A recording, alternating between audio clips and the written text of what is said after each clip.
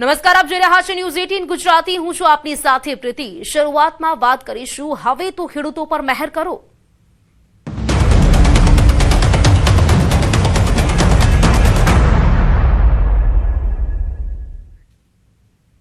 તો ઓગસ્ટ મહિનો વરસાદ વગર કોરો નીકળ્યો. આખા મહિનામાં 4 ઇંચથી પણ ઓછો વરસાદ પડ્યો છે. તો આજે હળવા ઝાપટાની આગાહી કરવામાં આવી છે. ગુજરાતમાં જળ સંકટના વાદળો. ચોમાસાની 85 દિવસની વરસાદી ઋતુ પૂર્ણ થઈ ગઈ છે અને રાજ્યમાં 70% વિસ્તારમાં હજુ પણ વરસાદની અછત છે. સૌરાષ્ટ્રમાં વરસાદની સ્થિતિ સૌથી ગંભીર છે. મગફળી અને કપાસના પાક પર વરસાદની અછતનો ખતરો વર્તાઈ રહ્યો છે. તો લગભગ 70% એવો વિસ્તાર છે ગુજરાતનો કે જ્યાં વરસાદની અછત છે. વાત કરીએ આ ઓગસ્ટ મહિનાની, તો ચાલુ મહિનો વરસાદ વગર કોરો રહ્યો છે. આખા મહિનામાં 4 ઇંચથી પણ ઓછો વરસાદ નોંધાયો છે. જો કે આજે હળવા વરસાદી ઝાપટાની આગાહી છે. પરંતુ વાત કરીએ ઓગસ્ટની, તો ઓગસ્ટ જાણે કોરો નીકળ્યો હોય તેવી સ્થિતિ રાજ્ય માટે જોવા મળી છે. કારણ કે રાજ્યભરમાં લગભગ 70% પણ વધુ એવા વિસ્તારો છે કે જ્યાં હજુ પણ વરસાદની અછત છે. વાત કરીએ સૌરાષ્ટ્રની, તો ત્યાં સૌથી ગંભીર સ્થિતિ છે. મગફળી અને કપાસના જે પાક છે તેની પર પણ ક્યાંક સંકટ મંડરાઈ રહ્યું હોય તેમ પણ કહી શકાય. વરસાદની અછતનો ખતરો અત્યારે મંડરાઈ રહ્યો છે. તો 34માંથી 17 જિલ્લામાં વરસાદની ઘટ છે. કચ્છ, પશ્ચિમ સૌરાષ્ટ્રમાં વરસાદની સૌથી વધુ ઘટ દ્વારકા, પોરબંદર, કચ્છ અને ઓછા વરસાદની પ્રભાવિત લગભગ 73 તાલુકામાં સિઝનનો 50% વરસાદ પણ નથી નોંધાયો. તો 70થી વધુ તાલુકામાં 85%થી વધુ વરસાદ વરસી ગયો છે. સરેરાશ 75% વરસાદમાંથી 60% વરસાદ જુલાઈમાં થયો છે. કેટલીક જગ્યાએ એક સાથે વરસાદ પડી ગયા બાદ બ્રેક મારતા ચિંતાજનક સ્થિતિ સર્જાઈ છે. ગુજરાતના 17 જિલ્લાઓમાં વરસાદની ઘટ નોંધાઈ છે અને દ્વારકામાં સૌથી વધુ 87% વરસાદની ઘટ છે. વાત કરીએ પોરબંદરની કે જ્યાં 70% વરસાદની ઘટ છે. જામનગરમાં 56%, કચ્છમાં 55% વરસાદની ઘટ, દાહોદ અને અરવલ્લીમાં 39% વરસાદની ઘટ છે. સાબરકાંઠામાં 36%, ગીર સોમનાથમાં 34%, જૂનાગઢમાં 31%, રાજકોટમાં 27% વરસાદની ઘટ, તો વડોદરામાં 23% અને છોટા ઉદેપુરમાં 21% વરસાદની ઘટ છે. વાત કરીએ ગાંધીનગરની અને બનાસકાંઠાની, જ્યાં 18% વરસાદની ઘટ છે. મહેસાણામાં 17%, પાટણમાં 6%, પંચમહાલમાં સૌથી ઓછી 2% વરસાદની ઘટ છે. તો કચ્છ અને પશ્ચિમ સૌરાષ્ટ્રમાં વરસાદની સૌથી વધુ ઘટ જોવા મળી છે. વાત કરીએ ક્યાં કેટલા ટકા વરસાદ થયો છે, તો લગભગ કચ્છમાં 29.29% છે. ઉત્તર ગુજરાતમાં 56.23% છે. ત્યારે વાત કરીએ કેટલા ટકા વરસાદની ઘટ પર, તો એમાં ખાસ તો મધ્ય ગુજરાત છે કે જ્યાં 74.88%, સૌરાષ્ટ્રમાં 56%, દક્ષિણ ગુજરાતમાં 103.31% જેટલો વરસાદ વરસી ચૂક્યો છે. તો લગભગ 34માંથી 17 એવા જિલ્લા છે કે જ્યાં વરસાદની ઘટ છે. એટલે કે કહી શકાય કે 70% એવા વિસ્તારો છે રાજ્યભરના કે જ્યાં વરસાદની ઘટ વર્તાય છે. સૌથી ગંભીર સ્થિતિ સૌરાષ્ટ્રની છે, ત્યાં સૌથી ઓછો વરસાદ છે. તેમાં પણ વાત કરીએ દ્વારકાની, દ્વારકામાં પણ સૌથી ઓછો વરસાદ જોવા મળ્યો છે. તો કચ્છ છે, પશ્ચિમ સૌરાષ્ટ્ર છે, ત્યાં વરસાદની સૌથી વધુ ઘટ જોવા મળી છે. દ્વારકા, પોરબંદર, કચ્છમાં ઓછા વરસાદથી આ જે વિસ્તારો છે જે પ્રભાવિત થયા છે. તો કચ્છમાં ચાલુ વર્ષે ચોમાસું ખેંચાતા વરસાદની રાહ જોવાઈ રહી છે. વરસાદી આંકડા અને અલનીનોના ડેટાના વિશ્લેષણ મુજબ અલનીનોની અસર કચ્છમાં વધુ જોવા મળે છે. ખાસ કરીને લખપત, અબડાસા અને નખત્રાણા જેવા વિસ્તારોમાં વરસાદની ભારે ખેંચ જોવા મળી છે. ચાલુ વર્ષે અબડાસામાં માત્ર 47 અને લખપતમાં લગભગ 75 મીમી વરસાદ નોંધાયો છે, જ્યારે રાપરમાં 364 મીમી વરસાદ પડ્યો છે. નિષ્ણાંતોના મતે અલનીનોના કારણે પણ કચ્છમાં વરસાદી સિસ્ટમ નબળી પડતી હોવાથી દુષ્કાળની સ્થિતિનું જોખમ વધે છે.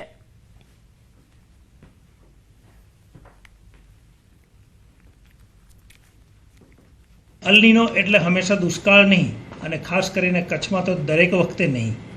ભારતીય હવામાન વિભાગ એટલે કે IMDના લાંબા ગાળાના આંકડા આ વાતને સ્પષ્ટ રીતે દર્શાવે છે. કચ્છની વાત કરીએ તો કચ્છમાં વરસાદ ઓછો પણ છે અને અનિયમિત પણ છે. કચ્છ મૂળભૂત રીતે સેમી એરિડ અથવા તો એરિડ પ્રદેશ તરીકે ઓળખાય છે. અલ નીનોને દુષ્કાળની આગાહી તરીકે નહીં પરંતુ ચેતવણીનો સંકેત તરીકે જોવો જોઈએ. હવે વાત કરીશું દારૂ પાર્ટી બની જીવલેણ.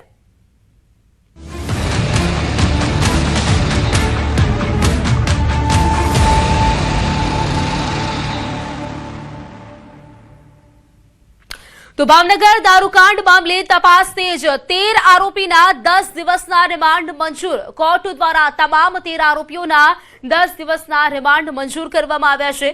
અગાઉ ઝડપાયેલા 14 આરોપીના 10 દિવસના રિમાન્ડ મંજૂર થયા હતા, જ્યારે એસએમસીએ વધુ 13 આરોપીઓને ઝડપી લઈને કોર્ટમાં રજૂ કર્યા હતા. તો વધુ જે 13 આરોપીઓ ઝડપાયા છે તેમના 10 દિવસના રિમાન્ડ મંજૂર કરવામાં આવ્યા છે. એસએમસીએ 13 આરોપીઓને કોર્ટમાં રજૂ કર્યા હતા અને રિમાન્ડની માંગ કરવામાં આવી હતી. તેમાં 10 દિવસના રિમાન્ડ મંજૂર થયા છે. આ પહેલા પણ 14 જેટલા આરોપીઓ ઝડપાયા છે અને અન્ય 13 જેટલા આરોપીઓ તેમને પણ રિમાન્ડની માંગણી કરવામાં આવી અને લગભગ 10 દિવસના રિમાન્ડ છે તે મંજૂર કરવામાં આવ્યા છે.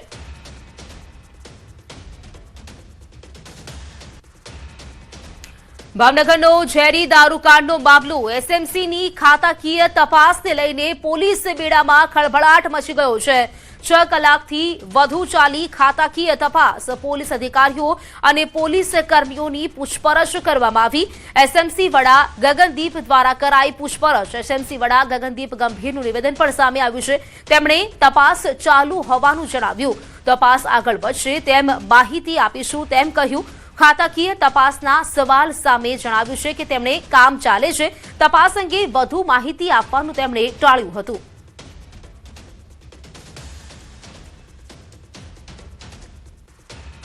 કોઈ નવી માહિતી હશે તો તપાસ કેટલા અધિકારીઓની તપાસ આજે થઈ?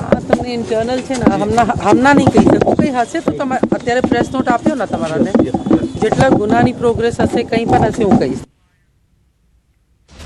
તો ભાવનગર દારૂકાંડની તપાસ માટે એસએમસીની 16 ટીમ મેદાને છે. દારૂકાંડમાં વધુ 13 આરોપીઓની ધરપકડ કરવામાં આવી છે. મધ્યપ્રદેશના રાજગઢના આનંદ છાંડીની મહત્વની ભૂમિકા સામે આવી છે. ઝેરી દારૂ બનાવવા માટેનું કેમિકલ આનંદ છાંડી મારફતે આવ્યું હોવાનો ખુલાસો થયો છે. આનંદ છાંડીને ઉજ્જૈનથી ગુજરાત લાવવામાં આવ્યો છે. તો ગુજરાત ઉપરાંત દિલ્હી, મધ્યપ્રદેશ, રાજસ્થાન અને ઉત્તર પ્રદેશમાં તપાસ કરવામાં આવી રહી છે. મેથેનોલ અને અન્ય કેમિકલ ક્યાંથી આવ્યા, કોના મારફતે પહોંચ્યા તેની તપાસ. ઝેરી દારૂની સપ્લાય ચેઇન સાથે સંકળાયેલા આરોપીઓની શોધખોળ પણ તેજ થઈ ગઈ છે. કેમિકલ યુક્ત દારૂ જ્યાં જ્યાં પહોંચ્યો ત્યાં ટ્રેસિંગની કામગીરી પણ શરૂ કરવામાં આવી છે. ઝેરી દારૂના રો મટીરિયલના સોર્સ અને ટ્રાન્સપોર્ટરો સુધી પહોંચવા માટે તપાસ શરૂ છે. અરવિંદ ઉર્ફે પાંડે, સંજય, નીતિન, કિશોર ઉર્ફે પોચો સહિતના આરોપીઓની સપ્લાય ચેઇનમાં મહત્વની ભૂમિકા હોય તે સામે આવ્યું છે. તો એસએમસીની પણ અહીં વાત કરીએ તો 16 ટીમ મેદાને છે. દારૂકાંડમાં વધુ જેટલા 13 આરોપીઓની ધરપકડ, અને મેં પહેલા વાત કરી તો 14 આરોપી ઝડપાયા હતા અને અન્ય 13 જેટલા આરોપી છે તેમની ધરપકડ કરવામાં આવી છે. રાજગઢના આનંદ છાંડીની મહત્વની ભૂમિકા સામે આવી છે, જેને ઉજ્જૈનથી ઝડપી પાડવામાં આવ્યો છે અને ગુજરાત લાવવામાં આવ્યો છે. હજુ પણ પોલીસ અલગ અલગ દિશામાં તપાસ કરી રહી છે, કારણ કે આ ચેઇન ક્યાં સુધી પહોંચેલી હતી, ક્યાં ક્યાં સપ્લાય કરવામાં આવતું હતું અને જે પણ ઝેરી દારૂ છે તેમાં શું શું એડ કરવામાં આવતું. તો આ તમામ વસ્તુની તપાસ અત્યારે પોલીસ કરી રહી છે. તો ભાવનગર દારૂકાંડ મામલે તપાસની એસએમસીએ ખાતાકીય તપાસનો આરંભ કર્યો છે. એસએમસી દ્વારા 5 થી વધુ રાજ્યમાં તપાસનો ધમધમાટ. દેશના 5 થી વધુ રાજ્યમાં 15 થી વધુ ટીમો તપાસ ચલાવી રહી છે. અન્ય જિલ્લામાં 3 ટીમો, જ્યારે ભાવનગર જિલ્લામાં એસએમસીની 8 ટીમો દ્વારા તપાસ કરાઈ રહી છે. એસએમસીને મળી રહેલા ઇનપુટના આધારે વિવિધ દિશાઓમાં તપાસ શરૂ કરવામાં આવી છે. મેથેનોલ તેમજ અન્ય મટીરિયલ રાજ્ય અને રાજ્ય બહારથી લાવવામાં આવતું હતું તેની પણ તપાસ શરૂ કરવામાં આવી છે.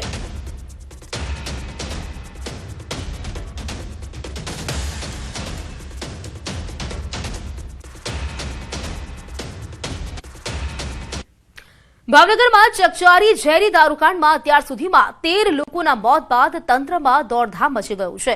સમગ્ર સ્થિતિની સમીક્ષા કરવા કેન્દ્રીય રાજ્યમંત્રી Nimuben Bambhaniya super speciality hospital પહોંચ્યા હતા. અહીં તેમણે કલેક્ટર, પોલીસ અધિક્ષક સહિતના અધિકારીઓ સાથે મહત્વની બેઠક યોજી હતી. આ બેઠકમાં અત્યાર સુધી થયેલા મોત, સારવાર હેઠળના દર્દીઓ અને ડિસ્ચાર્જ થયેલા દર્દીઓ અંગે વિગતવાર સમીક્ષા કરી હતી. કુલ 63 દર્દીઓ સારવાર માટે દાખલ થયા હતા, જેમાંથી 48 દર્દીઓ સાજા થતા તેમને ડિસ્ચાર્જ કરવામાં આવ્યા છે, જ્યારે એક દર્દી હાલ ખાનગી હોસ્પિટલમાં સારવાર હેઠળ છે. નીમુબેન બાંભણિયાએ હોસ્પિટલની વ્યવસ્થા અંગે પણ ચર્ચા કરી હતી અને મલ્ટી સ્પેશિયાલિટી હોસ્પિટલના બંધ વિભાગોને તાત્કાલિક શરૂ કરવા જરૂરી કાર્યવાહી કરવા અધિકારીઓને સૂચના આપી હતી. ઝેરી દારૂકાંડ બાદ તંત્રમાં દોડધામ મચી ગઈ છે. કેન્દ્રીય રાજ્યમંત્રી નીમુબેન બાંભણિયા હોસ્પિટલ ખાતે પહોંચ્યા હતા. ઘટના જ્યારે બની ત્યારે આપણી પાસે એક નેફ્રોલોજીસ્ટ હતા. અમદાવાદથી તાત્કાલિક બીજા નેફ્રોલોજીસ્ટ પણ આપણે બોલાવી લીધા છે અને આ હોસ્પિટલની અંદર જે પણ જરૂરિયાત હશે એ ચોક્કસ અમે લોકો સમયાંતરે મીટિંગ કરીને સતત મોનિટરિંગ કરીને જે પણ ઘટતું છે એ તાત્કાલિક આપણને મળે એ પ્રકારે રાજ્ય સરકાર, કેન્દ્ર સરકાર એના માટે ચિંતા કરી અને તાત્કાલિક એ પૂરું કરવાનો પ્રયત્ન કરશે. ભેળસેળયુક્ત એલ્કોહોલની જે ઘટના બની હતી અને એમાં આજે 6ઠ્ઠો દિવસ છે. ટોટલ 44 દર્દીઓ એડમિટ કરવામાં આવ્યા હતા, જેમાં સરટી હોસ્પિટલ અને ભાવનગરના બીજા પ્રાઇવેટ હોસ્પિટલમાં દર્દીઓ દાખલ કરવામાં આવ્યા હતા. 44 પૈકી 30 દર્દીઓનો ડિસ્ચાર્જ થઈ ગયો છે. એક દર્દી અત્યારે પલ્સ હોસ્પિટલમાં છે અને આ પણ સ્ટેબલ છે અને ટોટલ 13 દર્દીની ડેથ થઈ છે. રાજકોટમાં એસઓજીની કાર્યવાહીથી ગાંજાની હેરાફેરીનો પર્દાફાશ થયો છે. જામકંડોરણા રોડ પર એસઓજીની ટીમે રેડ પાડી 964 ગ્રામ ગાંજા સાથે 3 આરોપીઓને ઝડપી પાડવામાં આવ્યા છે. એક શખ્સ અને 2 મહિલાઓ ઝડપાયા છે. 48,200નો ગાંજો સહિત 5,98,200નો મુદ્દામાલ જપ્ત કરવામાં આવ્યો છે. એનડીપીએસ એક્ટ હેઠળ 3 આરોપીઓ સામે ગુનો નોંધવામાં આવ્યો છે. ગાંજો બોટાદના ગઢડાના સાજિદ ઉર્ફે ભીખો પાસેથી લાવ્યાની કબૂલાત કરી છે. ગાંજાના સપ્લાયર સાજિદ ઉર્ફે ભીખો બોબલભાઈ તરકવાડિયાને વોન્ટેડ જાહેર કરવામાં આવ્યો છે. રાજકોટ ગ્રામ્ય એસઓજીએ વધુ તપાસ હાથ ધરી છે.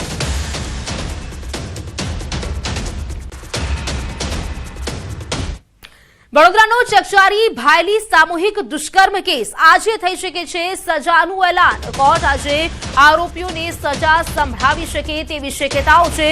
કોર્ટે તમામ 5 આરોપીઓને દોષિત જાહેર કર્યા છે. આપણે જણાવી દઈએ, વર્ષ 2024માં નવરાત્રીના બીજા નોરતે આ અમાનુષી ઘટના બની હતી. સરકારી વકીલોએ કોર્ટમાં ધારદાર દલીલો રજૂ કરી હતી અને કેસમાં 45 જેટલા સાક્ષીઓની જુબાની લેવામાં આવી હતી. સીસીટીવી અને ફોરેન્સિક પુરાવા મજબૂત સાબિત થયા હતા.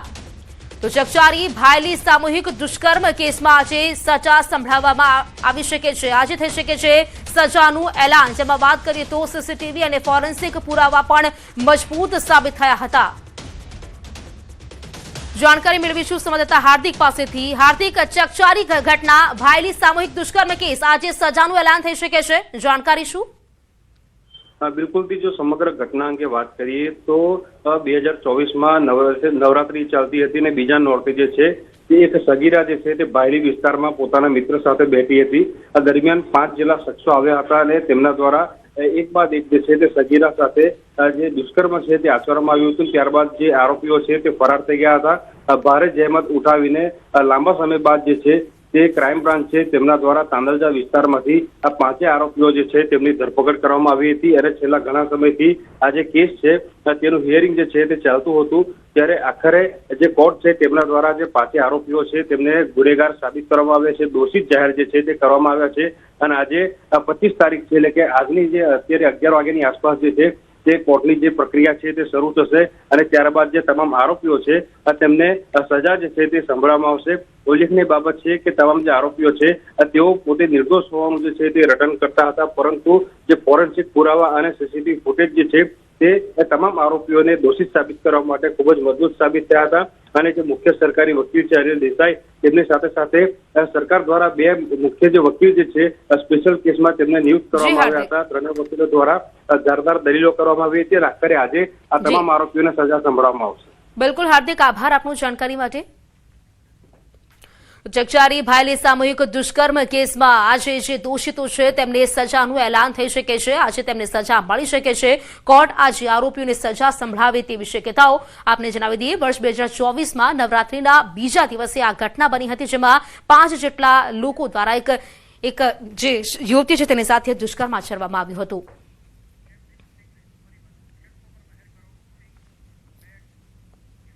વાત કરીશું હવે તો ખેડૂતો પર મહેર કરો.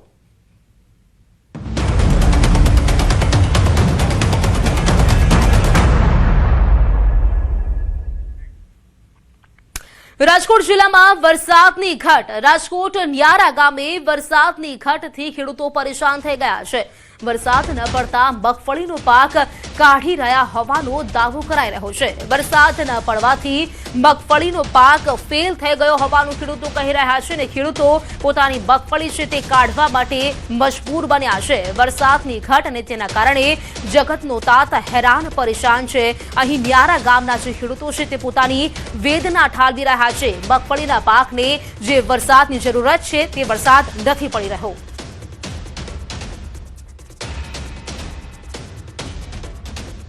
આ વિશે વધુ જાણકારી મેળવીશું સંવાદદાતા હાર્દિક પાસેથી. હાર્દિક, વાત કરીએ જે વરસાદની જરૂરિયાત છે તે વરસાદ નથી પડી રહ્યો. ખેડૂતો પણ ક્યાંક પોતાનો પાક કાઢી નાખવા માટે મજબૂર બન્યા છે. શું કહી રહ્યા છે ખેડૂતો?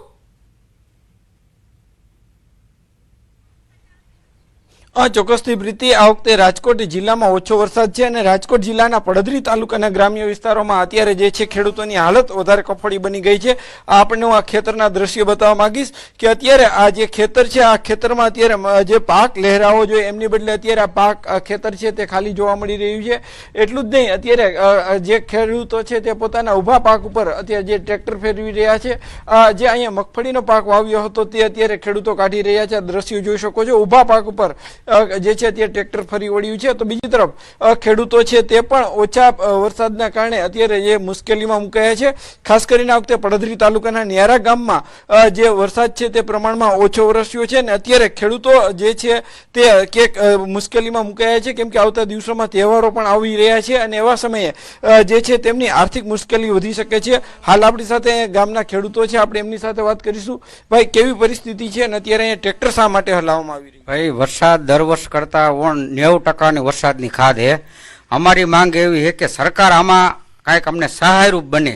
દર વર્ષે વરસાદ થતો હોય એટલો વરસાદ થયો નથી. એક વરસાદ 3 થી 4 ઇંચ જો વરસાદ થયો, એક ફેરે વરસાદમાં આપણું કાંઈ ટૂંકમાં વરે નહીં. અમારી માંગ એવી છે કે સરકાર આમાં કાંઈક ખેડૂતને સહકાર આપે અને પોષણક્ષમ ટૂંકમાં ભાવ મળી રહે, એવી અમારી માંગ છે. ચોક્કસથી અત્યારે તમારા ખેતરમાં તમે ટ્રેક્ટર ફેરવી રહ્યા છો. ટ્રેક્ટર જે છે હાલી રહ્યું છે, કારણ શું છે ભાઈ?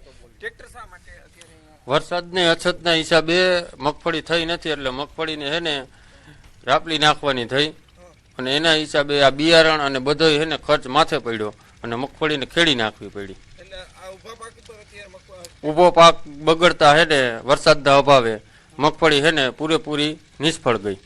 ચોક્કસથી કેટલો ખર્ચો થતો હોય છે જ્યારે જે બિયારણનું વાવેતર હોય છે અને એની પાછળ કેટલી તકલીફો પડતી હોય? 15 થી 17,000 સાહેબ ખર્ચો થાય. આમાં 3500 રૂપિયાનું મણ દાણા લઈને વાવ્યા હતા, 1700 થી 1800 રૂપિયાનું ખાતર નાખ્યું હતું આમાં, બરાબર. હવે પાક આખો નિષ્ફળ જ ગયો ને ટ્રેક્ટર ચલાવીને કાઢી નાખી મગફળી. આશા તો સાહેબ એમાં મોટી હતી અમારે, પછી મહિલું કઈ થયું નહીં વરસાદના અભાવના કારણે.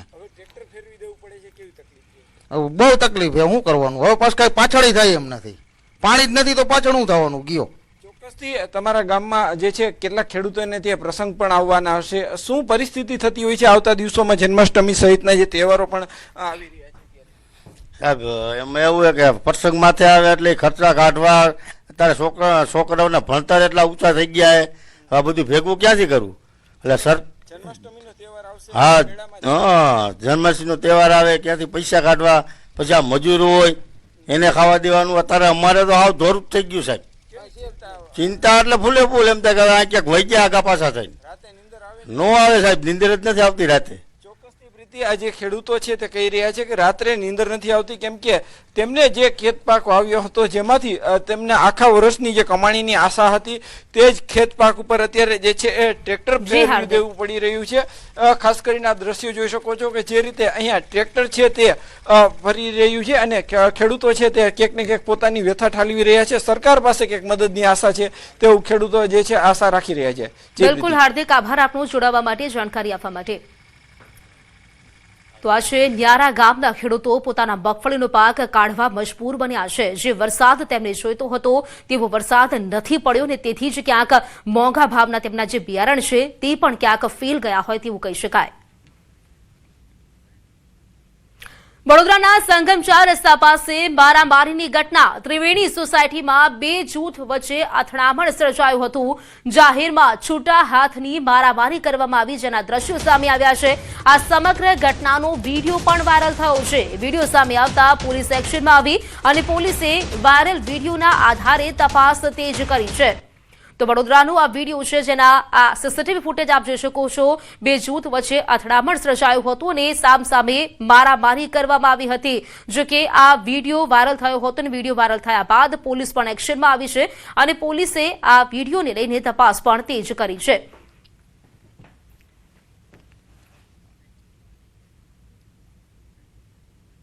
વડોદરાના વડસરમાં રિક્ષા ચાલક પર જીવલેણ હુમલો કરવામાં આવ્યો. નજીવી બાબતે રિક્ષા ચાલક સાથે મારામારી કરવામાં આવી. તીક્ષ્ણ હથિયાર વડે રિક્ષા ચાલક પર હુમલો કરવામાં આવ્યો. આ હુમલામાં રિક્ષા ચાલકને ગંભીર ઈજા પહોંચી છે. તો ઘટનાની જાણ થતાં પોલીસ પણ ઘટના સ્થળે પહોંચી ગઈ. ઈજાગ્રસ્ત રિક્ષા ચાલકને સારવાર માટે હોસ્પિટલ ખસેડવામાં આવ્યો છે અને સીસીટીવી ફૂટેજના આધારે પોલીસે હુમલાખોરોની શોધખોળ ચાલુ કરી છે. તો વડોદરાની આ ઘટના છે જેમાં એક રિક્ષા ચાલક પર જીવલેણ હુમલો કરવામાં આવ્યો છે. આ 2 દ્રશ્યો આપ જોઈ શકો છો. વડોદરાના વડસરની આ ઘટના છે જેમાં નજીવી બાબતે રિક્ષા ચાલક સાથે મારામારી કરવામાં આવી હતી અને હથિયાર વડે તેની પર હુમલો કરવામાં આવ્યો. જો કે આ રિક્ષા ચાલક ગંભીર રીતે ઇજાગ્રસ્ત થયો છે, જેને સારવાર માટે ખસેડવામાં આવ્યો છે. પોલીસ પણ ઘટના સ્થળ પર પહોંચી ગઈ છે અને શોધખોળ ચાલુ કરી છે. વડોદરાના માંજલપુરમાં આધેડ પર જીવલેણ હુમલો. જીઆઈડીસી શાક માર્કેટ પાસે આ ચકચારી ઘટના બની. શાકભાજીની લારી ધારકે ખૂની હુમલો કર્યો. આ ઘટનાનો લાઈવ વિડીયો સામે આવ્યો છે. ગંભીર રીતે ઘવાયેલા આધેડને હોસ્પિટલ ખસેડવામાં આવ્યા છે. ઈજાગ્રસ્ત આધેડને 15 થી વધુ ટાંકા આવ્યા. શાક માર્કેટ વિસ્તારમાં ભારે અફરાતફરી મચી ગઈ હતી. માંજલપુર પોલીસે તપાસ હાથ ધરી છે. હુમલાખોર લારી ધારક સામે કડક કાર્યવાહીની માંગ કરવામાં આવી છે. આ વિડીયોમાં આપ જોઈ શકો છો. માંજલપુરમાં આધેડ પર જીવલેણ હુમલો કરવામાં આવ્યો છે. એક લારી ધારક દ્વારા આ આધેડ પર હુમલો કરવામાં આવ્યો. આ સીસીટીવી ફૂટેજ આપ જોઈ શકો છો કે હાથમાં જે તીક્ષ્ણ હથિયાર વડે તેણે હુમલો કર્યો છે અને આધેડ જે રીતે ગંભીર રીતે ઇજાગ્રસ્ત થયા છે તેમને 15 જેટલા ટાંકા આવ્યા છે. હાલ તો પોલીસે આ સમગ્ર મામલે તપાસ છે તે હાથ ધરી છે. અમદાવાદમાં વિક્ટોરિયા ગાર્ડન પાસે બબાલ. રિક્ષા ચાલકે પોલીસ સાથે ઘર્ષણ કર્યું. રેડ સિગ્નલ ક્રોસ કરતા પોલીસે ચાલકને રોક્યો હતો. ટીઆરપી જવાનનો હાથ અડી જતા રિક્ષાનો કાચ તૂટી ગયો અને રિક્ષા ચાલકે ઉશ્કેરાઈને પોલીસ સાથે મારામારી કરી દીધી. પોલીસે રિક્ષા ચાલક સામે ગુનો નોંધીને તેની ધરપકડ કરી છે. તો આ સમગ્ર ઘટનાનો વિડીયો છે તે પણ સામે આવ્યો છે કે રિક્ષા ચાલક દ્વારા પોલીસ કર્મચારી પર હુમલો કરવામાં આવ્યો. ટીઆરપી જવાન પર પણ હુમલો કરવામાં આવ્યો. જો કે પોલીસે આ રિક્ષા ચાલકની ધરપકડ કરી લીધી છે અને ગુનો નોંધ્યો છે.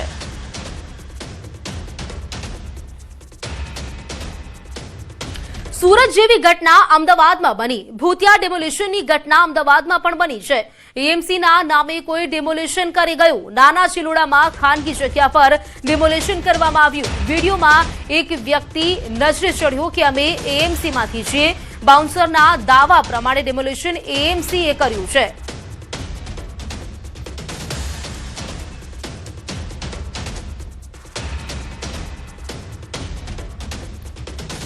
एक्चुअली हमारी दुकान છે કે અહીંયા રોડના આગળ સુધી હતી, બરોબર છે. અમને હાઈવે વાળાએ જે હતા નેશનલ હાઈવે વાળાએ અમને કીધું હતું કે આટલે સુધી રોડ આવે છે એના પછીની જગ્યા તમારી હતી, ત્યાં સુધી અમને જગ્યા ક્લિયર કરીને આપો. તો અમે એમને ક્લિયર કરીને અમારું પાછળ કામગીરી ચાલુ હતી અને અમારો ગલ્લો અને ગેરેજ ચાલુ હતું, બરોબર છે. અમે રાત્રે ઘરે ગયા હતા. રાત સુધી બધું કમ્પ્લીટ જ હતું. પણ સવારે જ્યારે આવ્યા ત્યારે અમે અહીંયા જોયું કે ભાઈ અમારું સામાન બધું પાછળના પ્લોટમાં મૂકેલું છે, અમારું લાઇટ બિલ મીટર બધું તોડીને એ લોકોએ એ કર્યું હતું અને સામાન પણ અડધાથી વધારે ગાયબ છે. તો એએમસીની ટીપી કમિટીના ચેરમેનનું નિવેદન સામે આવ્યું છે. આ કામગીરી કોર્પોરેશન દ્વારા નથી કરવામાં આવી તેવું તેમણે કહ્યું છે. કોર્પોરેશનના કોઈ સાધન સામગ્રીનો ઉપયોગ નથી થયો. કોર્પોરેશનના કોઈ અધિકારીઓ પણ આ કામગીરીમાં સામેલ નથી. ખાનગી એજન્સી સામે એએમસી કડક પગલાં લેશે. 3 દુકાન હતી જે જીઆઈડીસીના પ્લોટ હતા.